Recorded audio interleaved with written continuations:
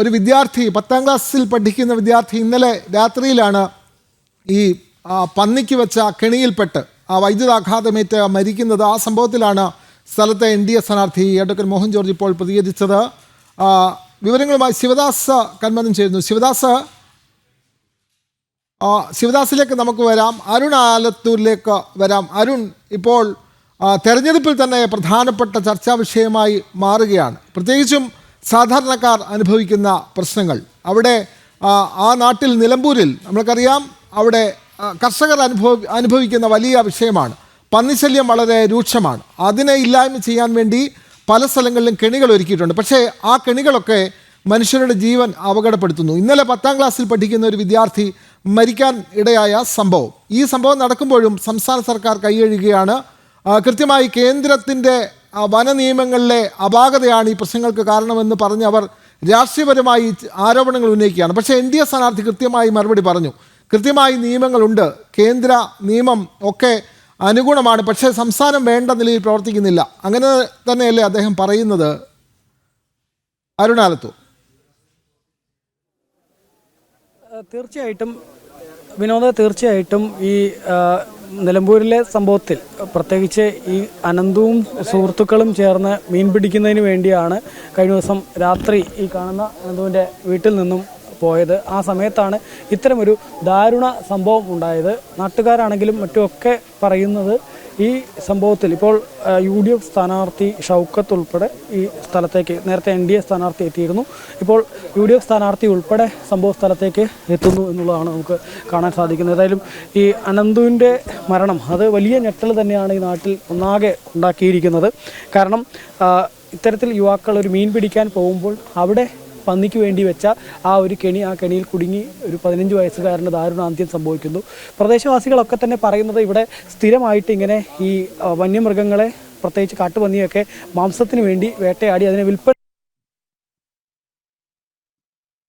ആളുകൾ ഈ പ്രദേശത്ത് ഇങ്ങനത്തെ ഈ കെണിവെച്ച് പന്നികളെ പിടിക്കുന്നതൊക്കെ സ്ഥിരമായിട്ടുള്ള സംഭവമാണോ? അങ്ങനെ ഇതുവരെ ഓർമ്മപ്പെട്ടിട്ടില്ല. ഏതായാലും നിങ്ങൾക്ക് എന്താണ് ഈ ഇങ്ങനത്തെ ഇയാൾ കുറ്റം സമ്മതിച്ചു എന്നാണ് പറയുന്നത് പ്രതി? നമ്മൾ അറിഞ്ഞിട്ടില്ല, ഞങ്ങൾ ഇപ്പോൾ വരുന്ന വരുമ്പോൾ പിന്നെ പറയുമ്പോൾ അറിയുന്ന സംഭവം.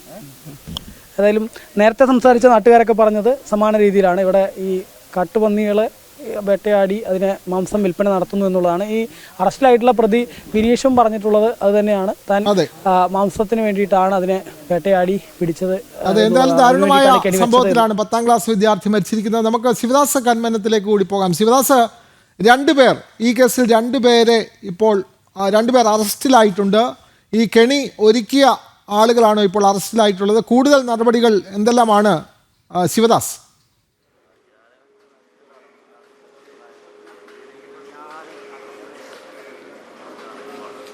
വിനോദ, ഇപ്പോൾ ഈ സംഭവത്തിൽ 2 പേരാണ് അറസ്റ്റിലായിട്ടുള്ളത്. അതായത് കെണി വെച്ച 2 പേരാണ് അറസ്റ്റിലായിട്ടുള്ളത്. വിനീഷ്, അതോടൊപ്പം തന്നെ കുഞ്ഞി മുഹമ്മദ് എന്നീ വഴിക്കടവ് സ്വദേശികളായ 2 പേർ തന്നെയാണ് അറസ്റ്റിലായിട്ടുള്ളത്. ഇവർ ഇത്തരത്തിൽ മുൻപും ഈ രീതിയിൽ പലപ്പോഴും കാട്ടുപന്നികളെയും അതോടൊപ്പം തന്നെ മറ്റ് കാട്ടുമൃഗങ്ങളെയും എല്ലാം തന്നെ കെണി വെച്ച് പിടിച്ച് അത് വിൽക്കുന്ന കൂട്ടത്തിലുള്ള ആളുകളാണ്. അത്തരത്തിൽ മുൻപും ഇവർക്കെതിരെ സമാനമായ കേസുകൾ ഉണ്ട്. ഇവരെക്കുറിച്ച് ഇന്നലെ തന്നെ പോലീസിന് സൂചനകൾ ലഭിച്ചിരുന്നു. ഇന്നലെ രാത്രി തന്നെ ഇവർ കസ്റ്റഡിയിലായിരുന്നു. പിന്നീട് അല്പസമയം മുൻപാണ് ഇവരുടെ അറസ്റ്റ് രേഖപ്പെടുത്തിയത്. അവർ മുൻപ് സമാനമായ കേസുകളിൽ ഉൾപ്പെട്ടിരുന്നു. അതോടൊപ്പം തന്നെ നാട്ടുകാർക്ക് മുൻപിൽ വലിയൊരു ശല്യവും കൂടിയായിരുന്നു.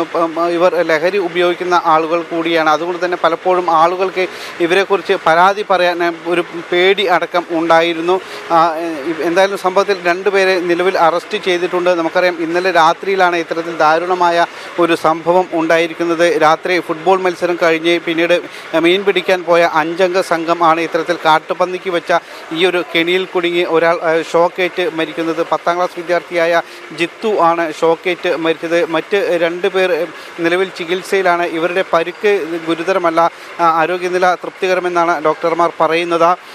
ഇവരുടെ കൂടെ ഉണ്ടായിരുന്ന ജിത്തുവിൻ്റെ കൂടെ ഉണ്ടായിരുന്ന ബന്ധുക്കൾ കൂടിയായ ഷാനു, യദു എന്നിവരാണ് നിലവിൽ പരിക്കേറ്റ് ചികിത്സയിൽ ഉള്ളത്. ഒരാൾ നിലമ്പൂർ ജില്ലാ ആശുപത്രിയിൽ, മറ്റൊരാൾ സ്വകാര്യ ആശുപത്രിയിലുമാണ് ഉള്ളത്. പക്ഷേ ഇവരുടെ ആരോഗ്യനില തൃപ്തികരമെന്നാണ് ഡോക്ടർമാർ പറയുന്നത്.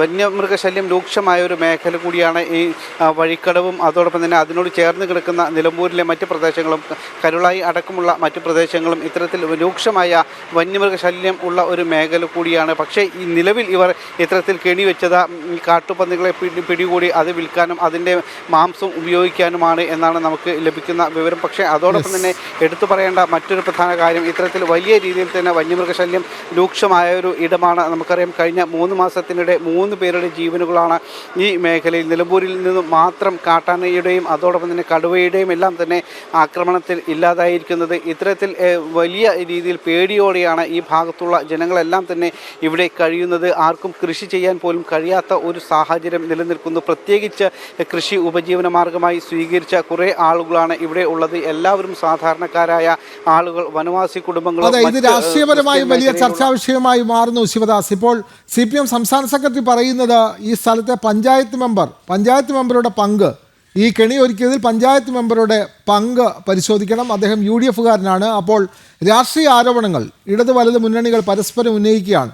UDF-കാരനായ പഞ്ചായത്ത് മെമ്പർക്ക് ഈ കെണി ഒരുക്കിയതിലെ പങ്ക് അന്വേഷിക്കണമെന്ന് CPM സംസ്ഥാന സെക്രട്ടറി MV ഗോവിന്ദൻ ഇപ്പോൾ പറയുന്നുണ്ട് ശിവദാസ്.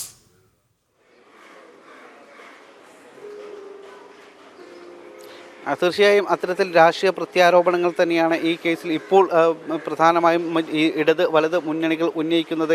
ഇന്നലെ ഈ സംഭവം ഉണ്ടായ സമയത്ത് UDF പ്രവർത്തകർ സംസ്ഥാന പാത ഉപരോധിച്ചിരുന്നു. ഇന്നലെ രാത്രി അവർ പറഞ്ഞത് ഇത് സംസ്ഥാന സർക്കാർ ബോധപൂർവം നടത്തിയ കൊലപാതകമാണ് എന്ന രീതിയിലായിരുന്നു അവരുടെ വാക്കുകൾ ഉണ്ടായത്.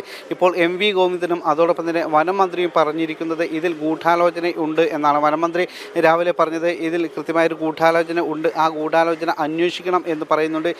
MV ഗോവിന്ദനും സമാനമായ രീതിയിലുള്ള ഒരു പ്രസ്താവന തന്നെ പറയുന്നു. അതായത് ഈ സ്ഥലത്ത് ഈ സംഭവം ഉണ്ടായ ഈ സ്ഥലത്തെ കൗൺസിലർ UDF കൗൺസിലറാണ്. അത്തരത്തിലുള്ള ചില ഗൂഢാലോചനകൾ അവരുടെ ഭാഗത്തു നിന്നും ഉണ്ടായിരുന്നു എന്ന കാര്യമെല്ലാം തന്നെ പരിശോധിക്കണം.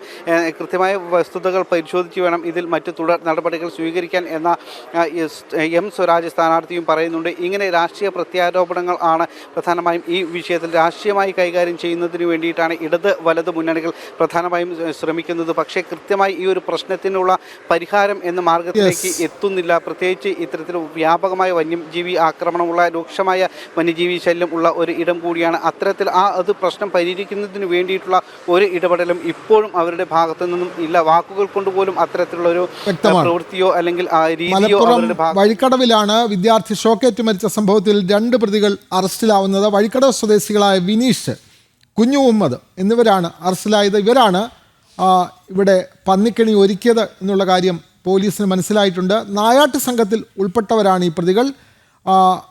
ഇറച്ചിക്കായാണ് കെണി വെച്ചത് എന്ന് പ്രതി വിനീഷ് കുറ്റം സമ്മതിച്ചിട്ടുണ്ട്. അതേസമയം മരിച്ച ജിത്തുവിൻ്റെ പോസ്റ്റ്മോർട്ടം നടപടികൾ മഞ്ചേരി മെഡിക്കൽ കോളേജ് ആശുപത്രിയിൽ ഇന്ന് നടക്കും. മരിച്ച ജിത്തുവിൻ്റെ കുടുംബത്തിൽ അവിടെ നിലമ്പൂരിലെ പ്രധാനപ്പെട്ട സ്ഥാനാർത്ഥികൾ എല്ലാവരും രാവിലെ തന്നെ എത്തിയിട്ടുണ്ട്. വിവരങ്ങൾ നൽകുകയായിരുന്നു ശിവദാസ് കന്മല.